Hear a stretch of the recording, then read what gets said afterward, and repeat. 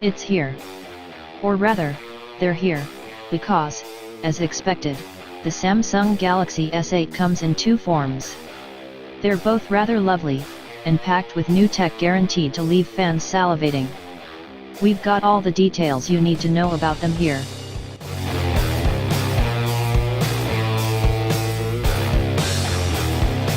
The whole every flagship comes in two versions thing reaches ridiculous heights with the S8, literally. The standard version of the S8 has a 5.8-inch screen, while the S8 Plus has a surely that's too big 6.2-inch display. That means that, in terms of screen size, at least, the S8 Plus is actually a fair bit bigger than last year's ill-fated Galaxy Note 7, indeed, so is the regular S8. That might sound like Samsung's gone too far down the bigger is better route, but in dimension terms they're actually not that vast. Both phones have an 18.5:9 display ratio, which makes them taller than the competition but keeps the width down. Plus, they're impressively thin. For comparison, the 6.2-inch S8 Plus is around the same height as the 5.5-inch iPhone 7 Plus and considerably slimmer. Other than screen size, the only difference between the phones is that the S8 Plus gets a bigger battery. Oh, and the price.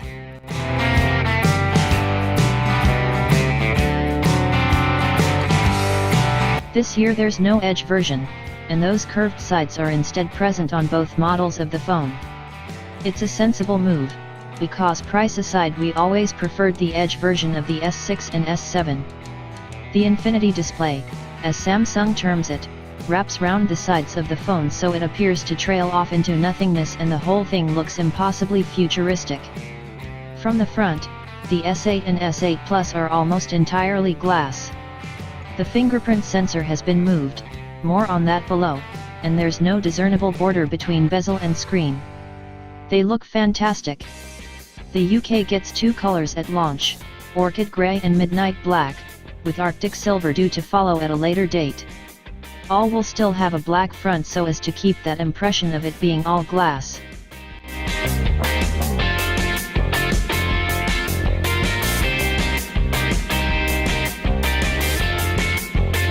The S8 and S8 Plus both get 2K screens with 2960 x 1440 resolution, Samsung's leaving the 4K thing to Sony and its Xperia XZ Premium.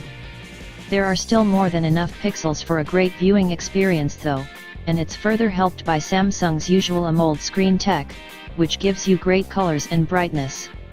What's more, the Samsung Galaxy S8 and Galaxy S8 Plus are also packing HDR. In fact, they're the first phones of any kind to be certified for HDR Mobile Premium, meaning they'll be expertly placed to showcase Netflix and Amazon Prime when they launch their respective mobile HDR streams. It's also an always-on display, so you get quick glance access to notifications without needing to constantly tap the screen. There's no home button on the S8 and S8 Plus, or rather there is, but it's not a physical one. This is a big change for Samsung, which has always had that distinctive button down the bottom of its phones, but this year it's instead gone for a software button built into the glass. It has haptic feedback, as on the iPhone, so that you know when you've pressed it. To make it all possible, Samsung's moved the fingerprint sensor round to the back of the phone, which is likely to be a Marmite decision. Some people hate rear fingerprint sensors, but on the plus side, maybe it won't matter that the fingerprint sensor is now on the back, because the eye scanning tech that first appeared in the Note 7 reappears here. The idea is that the S8 takes a few photos of your face, stores it in its memory, then recognizes you when you glance at the screen and pops into life. We loved it on the Note and provided it works as seamlessly here it should massively reduce the number of times you need to use a fingerprint anyway. Apple has Siri, Microsoft has Cortana, Amazon has Alexa, Google has, Google. And now Samsung has Bixby. Yes, the S8 and S8 Plus come with a built-in digital assistant to answer every question and generally act as a digital lackey.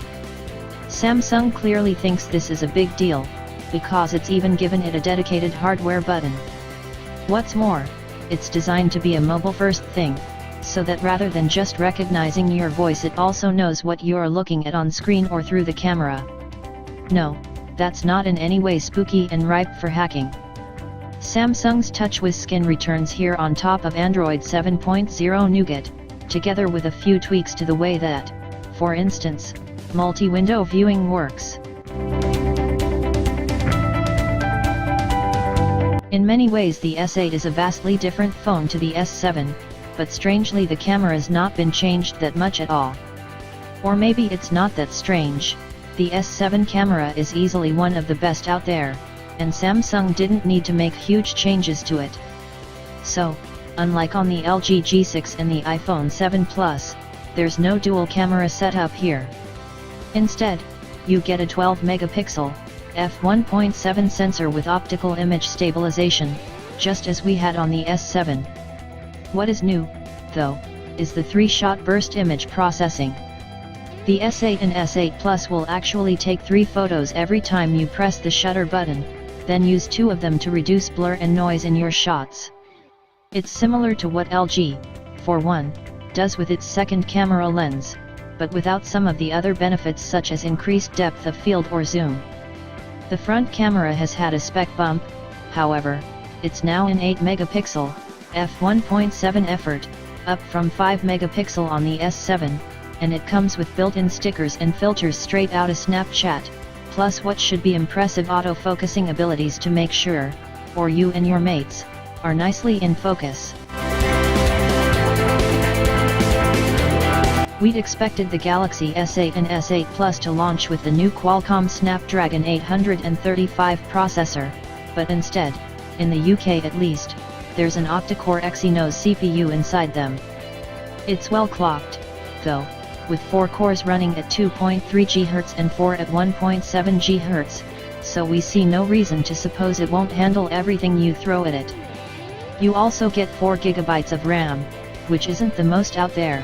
The Lenovo Zook Z2 Pro has 6 GB and the Asus Zenfone AR comes with 8 GB, for starters, but which should be plenty. There's only one size in terms of storage, 64 GB, with the ability to add up to 256 GB more via microSD. Battery life might be an issue, not in the way that the Note 7 was, hopefully, but in that the S8 has only a 3000 mAh cell. That's less than plenty of rivals, although it does at least have fast charging. The S8 Plus gets a bigger 3500 mAh battery, but then again it also has a bigger screen to power. It's also worth noting that the Exynos chip's 10nm process should aid battery conservation. Loads of phones have tried to do the whole "I'm a phone, now I'm a PC" thing before, but the Samsung Galaxy S8 and S8 Plus might actually nail it. It's all thanks to the DeX Station, a little dock that you plunk your phone into then hook up to a TV. It has 2 USB ports, Ethernet and HDMI, and once connected to a screen it'll give you a Windows-style desktop with app launcher, taskbar, and so on. Sweet. There's also Bluetooth, so you can hook up a mouse and keyboard, and that dock itself acts as a fast charging port for the phone. It's all built around Android, obviously, but partnerships with Microsoft and Adobe should give you access to Office and the like.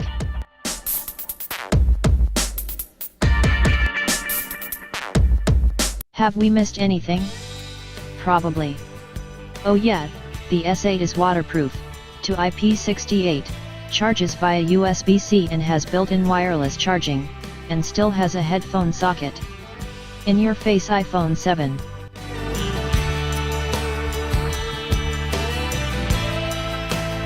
All sounds great, right, but there's a catch, because the S8 and S8 Plus will be pretty expensive. The Galaxy S8 will set you back $865 and the Galaxy S8 Plus will cost $978. That's considerably more than the S7, which was $715 or $803 for the Edge version. Blame the price hike on all that extra glass on the front, plus Brexit. Thanks, Theresa May.